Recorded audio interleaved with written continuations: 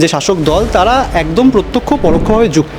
তো স্বাভাবিকভাবেই তার বিরুদ্ধে যদি আন্দোলন হয়, তারা যারাই এর বিরুদ্ধে কথা মুখ খুলবে তারা চক্ষুশূল হবেন। ডাক্তারদের মধ্যেও যেমন সন্দীপ ঘোষ রয়েছে, আইনজীবীদের মধ্যেও এরকম ম্যাঙ্গো দাদা মনোজিতদের বারবারন্ত। এবং বিরোধী যে রাজনৈতিক দলের নেতা তিনি দাঁড়িয়ে এটার প্রেস কনফারেন্স করেছেন, সেই জায়গাটা কিন্তু আমাদের পক্ষে একটা বাধা সৃষ্টি করেছে। এই জায়গা থেকে 1 বছর আগের পুরনো মামলা কোন সময়ে, সেটা যখন অনশন মঞ্চ ছিল, মহালয়ার দিন মিছিল হয়েছিল, সেই সময় নাকি জুনিয়র ডাক্তাররা বিভিন্ন পুলিশকে মারধর করেছে, মহিলা পুলিশের শ্লীলতাহানি করেছে, এরকম ভয়ানক ধারায় বাড়িতে পুলিশ যাচ্ছে। কাদের বাড়িতে পুলিশ যাচ্ছে? শুধু জুনিয়র ডাক্তার নয়, একদম মেডিকেল পড়ুয়া। কেউ ভাববেন না যে এই শাসক দলের বিরুদ্ধে বলা হচ্ছে মানে অন্য কোনো রাজনৈতিক দলকে আমরা খুব ভালো ভাবছি। যে কোনো শাসক দল যারা কেবলমাত্র এই পাওয়ার পলিটিক্স, ক্ষমতার রাজনীতিতে বিশ্বাস করে, তারা আসলে এইভাবেই এই সিন্ডিকেট চালায়। আর্জিকর ঘটনায় প্রায় 1 বছর হতে চললো, এখনো পর্যন্ত সেই প্রথমকার মতোই আপনাদের পুলিশের বিভিন্ন রকম বাধার সম্মুখীন হতে হচ্ছে।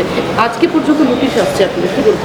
দেখুন, এটা কিছুই নয়, সেটা হচ্ছে আমরা প্রথম থেকেই তো বলেছি যে এই যে ঘটনাটা ঘটেছিল 9 তারিখ আগের বছর 9ই আগস্ট, নারকীয় ঘটনা ঘটেছিল, এর সাথে যারা যারা যুক্ত, সেই সাথে পুলিশ প্রশাসন, স্বাস্থ্য প্রশাসন, রাজ্য সরকার, যে শাসক দল, তারা একদম প্রত্যক্ষ পরোক্ষভাবে যুক্ত। তো স্বাভাবিকভাবেই তার বিরুদ্ধে যদি আন্দোলন হয়, তারা যারাই এর বিরুদ্ধে কথা মুখ খুলবে তারা চক্ষুশূল হবেন এদের। এবং এটা আজকে প্রথম দেখছি এরকম তো নয়, আমরা বারবার দেখেছি যে মিথ্যে মামলা, কখনো আশফাকের বাড়িতে পুলিশ গেছে ভুয়ো প্রেসক্রিপশন খুঁজতে, কখনো রাজু ঘোষ নামক জনৈক ব্যক্তি টাকা নিয়ে মামলা করেছে, সেই মামলা খারিজ হয়ে গেছে। আবার এটা শুনছি যে রাজু ঘোষ নাকি আবার উচ্চতর কোর্টে যাচ্ছে, এটা আমাদের কাছে খবর আসছে। আবার আজকে দেখছি যে 1 বছর যখন হতে যায়, 8 তারিখ এবং 9 তারিখে আমরা কর্মসূচি নিয়েছি এবং সেখানে বিপুল সংখ্যক মানুষ রেসপন্স জানাচ্ছেন যে আবার তারা রাস্তায় নামবেন। ঠিক সেই সময় 1 বছরের পুরনো মামলা, ভাবা যায় না এটা, মানে আমরা তো এটা ভাবতে পারি না যে সেই জায়গা থেকে 1 বছর আগের পুরনো মামলা কোন সময়ে, সেটা যখন অনশন মঞ্চ ছিল, মহালয়ার দিন মিছিল হয়েছিল, সেই সময় নাকি জুনিয়র ডাক্তাররা বিভিন্ন পুলিশকে মারধর করেছে, মহিলা পুলিশের শ্লীলতাহানি করেছে, এরকম ভয়ানক ধারায় বাড়িতে পুলিশ যাচ্ছে। কাদের বাড়িতে পুলিশ যাচ্ছে? শুধু জুনিয়র ডাক্তার নয়, একদম মেডিকেল পড়ুয়া, যারা এখনও MBBS টুকুও পাস করেনি, এরকম বাড়িতে। এটা কিসের ইঙ্গিত? এটা স্পষ্টতই ভয় দেখানোর ইঙ্গিত যে তোমরা বাবা মুখ খুলো না, মুখ খুললে তোমাদের বিপদে পড়তে হবে। এবার দেখুন, আমরা আইনজীবীদের সাথে পরামর্শ নিচ্ছি, কিন্তু আইনি লড়াই তো আমরা দেখতে পাচ্ছি আইন ব্যবস্থা ঠিক কীরকম। কোনো একটা বিচার পেতে গেলেও কিন্তু তাকে অন্তত 3 বার কোর্টে যেতে হবে, উকিল ধরতে হবে, তার টাকা দিতে হবে, বাড়িতে জানতে পারলে বাড়িতে একটা হ্যারাসমেন্টের বিষয় রয়েছে, গ্রামের বাড়িতে রাত্রি 12টার সময় যদি একটা চিঠি দিতে যায় তার একটা বিষয় রয়েছে। তো এই সমস্ত দিয়েই কিন্তু আসলে দমিয়ে দেওয়ার চেষ্টা হচ্ছে, কিন্তু সেইটা অবশ্যই কার্যকর হবে না, কারণ এটা তো আমরা অভ্যস্ত এটাতে। ফলত আমরা এখনও আমাদের যে প্রতিবাদী অঙ্গীকার সেটাতে একদম দৃঢ় রয়েছি, ফলত আগের মতো করেই কিন্তু আমাদের আন্দোলন চলবে। দাদা, বিচারের দাবি যেটা আপনাদের প্রথম থেকে ছিল, এখনও সেই বিচারের দাবি 1 বছরের মধ্যে আমরা দেখছি। এবং এই 1 বছরের মধ্যে আর্জিকরের পর আরও রাজ্যে বেশ কয়েকটা ঘটনা যেগুলো সাড়া জাগিয়েছে এবং সেগুলো শাসক দলের সঙ্গে যুক্ত অনেক। একদম এবং সেখানে তাদেরকে বাঁচানোরও চেষ্টা চলছে। একদম আমরা তো শেষ পর্যায়ে অসংখ্য ঘটনা দেখেছি। এবং দেখুন, একটা কথা প্রথমত বলতে চাই যে অনেকে এই অভয়া আন্দোলনের প্রাপ্তি অপ্রাপ্তি নিয়ে না প্রশ্ন করেন যে এত তো বললেন, তো কি এত আন্দোলন করলেন, কি পেলেন? আমরা মনে করি এই যে পরের যতগুলো ধর্ষণের ঘটনা সামনে এসেছে, এটা একদম এই আন্দোলনের ফল। যদি এই আন্দোলন না ঘটতো, এই প্রত্যেকটা ঘটনা সামনেই আসতো না। আজকে শাসক দল বলছে যে এই জায়গায় বিচার হয়ে গেছে, সেই জায়গায় বিচার হয়ে গেছে, সামনেই আসতে দেওয়া হতো না। আজকে কসবা ল কলেজে কি হলো, যে মেয়েটির সাথে এরকম ঘটলো, সে শাসক দল, সেও হচ্ছে শাসক দলের একজন কর্মী ছিল, তাকে একজন সিনিয়র, সে নাকি আইনজীবী ছাত্র, ভাবতে লজ্জা লাগে। সেও ফলত ওই আর কি, ডাক্তারদের মধ্যেও যেমন সন্দীপ ঘোষ রয়েছে, আইনজীবীদের মধ্যেও এরকম ম্যাঙ্গো দাদা মনোজিতদের বারবারন্ত। এবং তাদের কারা প্রশ্রয় দিচ্ছে? একদম শাসক দল। এটাই পাওয়ার পলিটিক্স।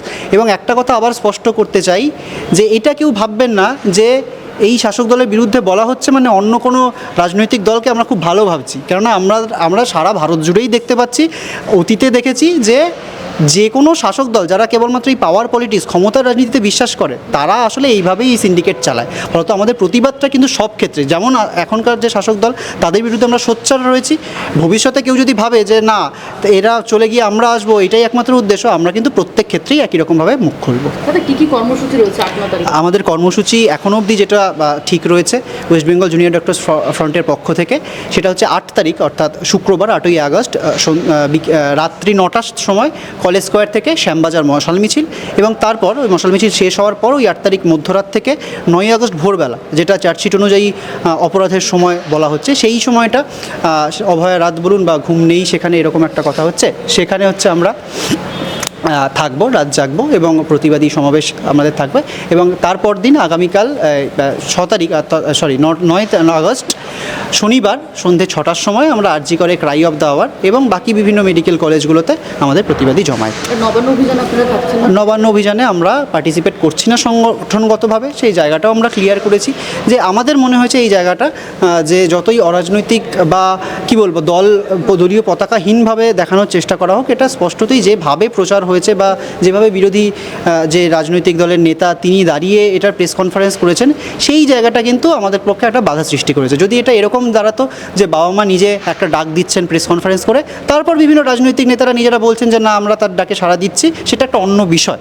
কিন্তু এখানে স্পষ্টতই একদম সাধারণ মানুষের কাছে যে আমরা সাধারণ লোকের সাথে কথা বলছি, তারা বলছে আচ্ছা ওটা তো বিজেপির প্রোগ্রাম। তো এই রকম একটা জায়গায় গিয়ে কিন্তু আমরা নিজেদের প্রতি যে দায়বদ্ধতা সেইটা নষ্ট হবে, সেই জায়গা থেকে কিন্তু আমরা অপারগ আমরা করতে। আরো ভালো ভালো খবর দেখতে সাবস্ক্রাইব করুন বাংলা হান্টের ইউটিউব চ্যানেল। বাংলা হান্টের আরো খবর দেখতে নজর রাখুন। বাংলা খবর মানেই বাংলা হান্ট।